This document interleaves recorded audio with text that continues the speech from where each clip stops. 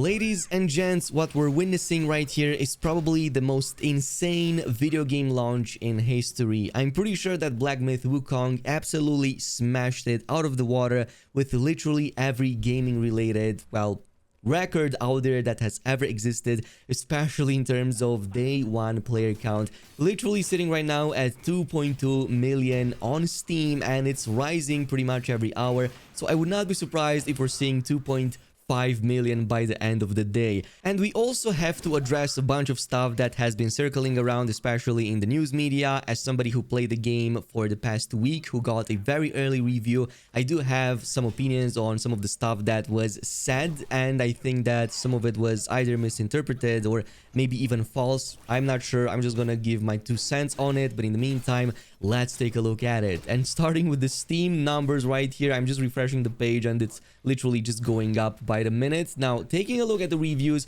I still can't believe that this is a game that came out just moments ago and it's getting such praises.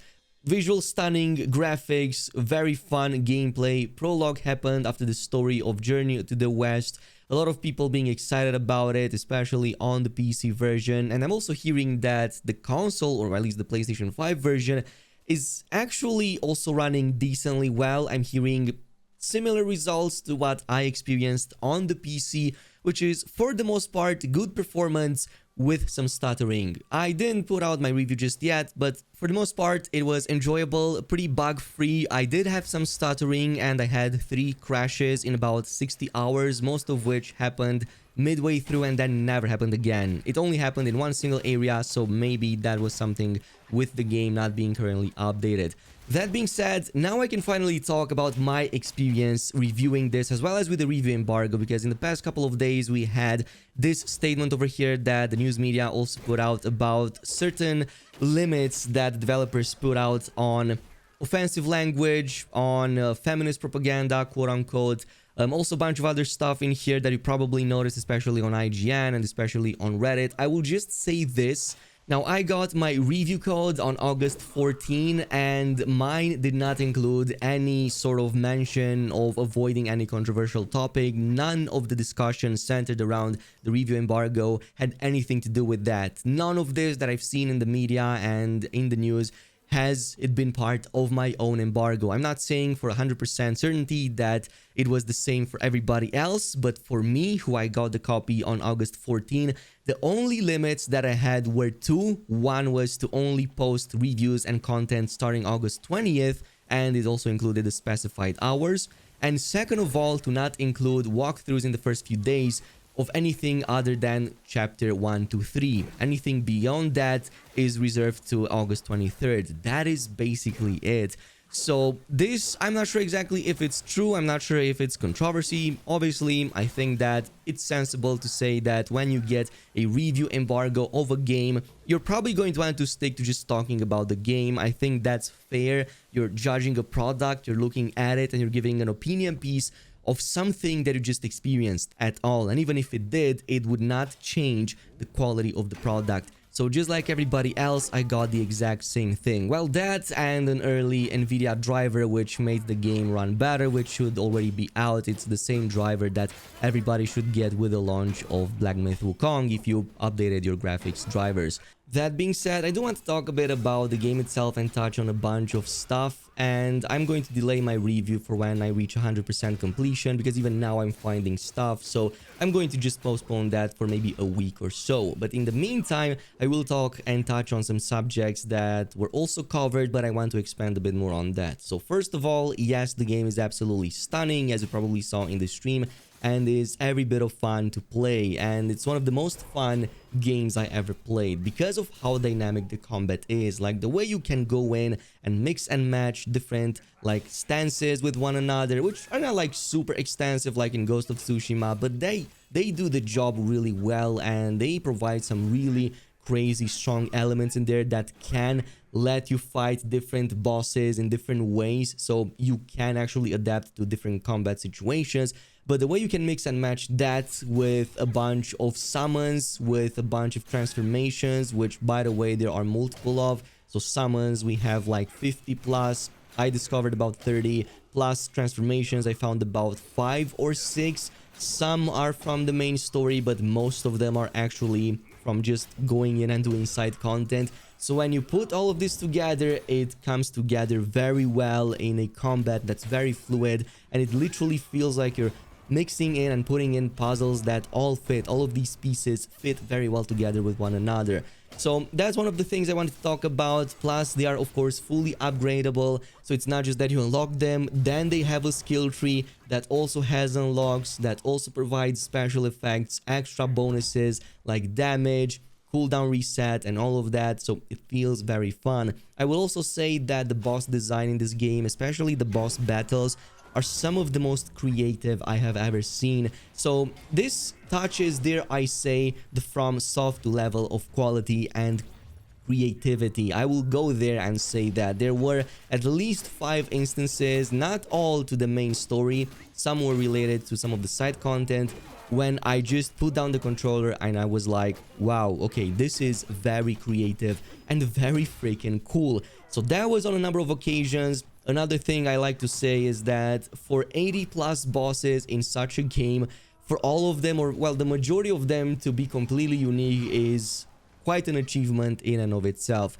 Like, there are very few repeats for the bosses in this game. I believe that the only 2 repeats that you will see are the big 2-head boss enemies, literally in the first chapter, and then some of the frog bosses. That's literally it. There are about like 4 or 5 boss enemies, maybe 5 boss enemies, but even within them, they feature different attacks, different styles, elements, so they will surprise you in different ways. But besides being frogs, that's literally the only similarity.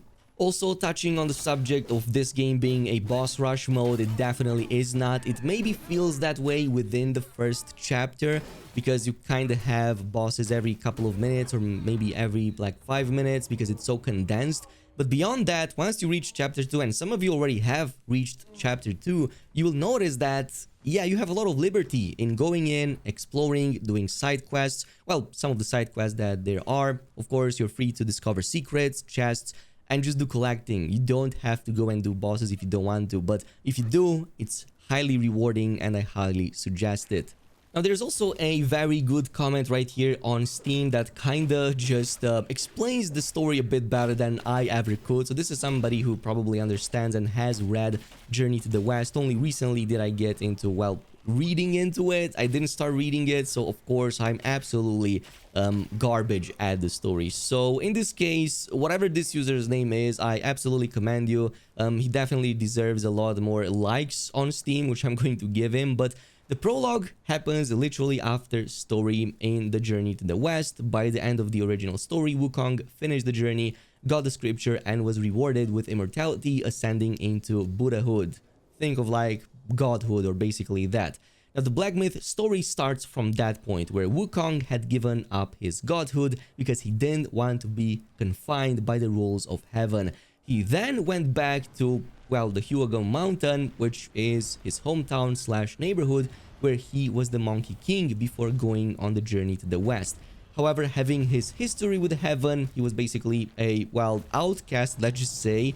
For fun, he was always very rebellious. So obviously at the start of the fight, you can see him mentioning a bunch of stuff about the other gods, and obviously going in and just admitting that he wants to obviously strike them down. But the gods were not too pleased with him being in the wilds again. That is why they sent the heavenly armies to the mountain, which is where we can see the prologue happening. Wukong himself supposedly dies in that event, and then the monkey appearing after that is basically a descendant or even a reincarnation of the game. One monkey that survived and basically continues his legacy. The rock in that scene is supposed to be the body of where Wukong resides, since Wukong cannot enter this cycle of life anymore.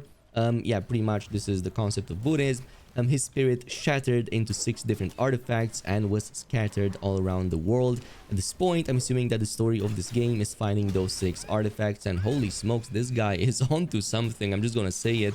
In the original story, the crew went through 81 calamity of their way to the west. First chapter of this game is the player monkey going through the first of those 81 monsters that had encountered in the previous journey. Of course, with the context being in this world post-journey. So obviously you're kind of reincarnating and following somewhat the same steps. There are some key aspects in here that you're going to enjoy. The supporting cast of characters, I believe, is quite well made. Now there's one character over there, Bajie, who's one of my favorites, to be honest. Like, his shenanigans are very funny, even with the English voice dubbing activated, which, like I said in the stream and like how other reviewers also said, it's really bad. Like, we're talking 80s 90s kung fu action movie ad-lib bad quality, to the point that some of the stuff that's spoken in English doesn't at all coincide with the movement of the mouth of whatever character is that you're looking at. This is the level of, you know, insanity this game is. It's getting a 95% out of 100, so, you know, I'm gonna give it a pass.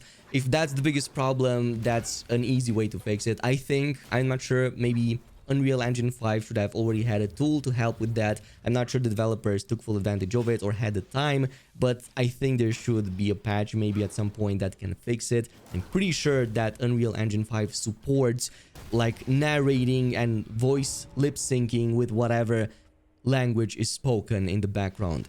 Anyway, a lot more will follow really soon on the channel. The early beginner's guide for the perfect start is already up, so you can go ahead and check it out right now. I also announced the giveaway winners, the 2 giveaway winners for the deluxe edition copy of the game, none of which at the time of this video have contacted or replied me yet. However, somebody was clever enough and tricked me into believing they were one of the winners. So yeah, I gave away a copy and basically got scammed out of it. But it's not a problem, do not worry, the giveaway winners will get their copies in full. In the meantime, thanks so much for watching, and I'll see you in the next video.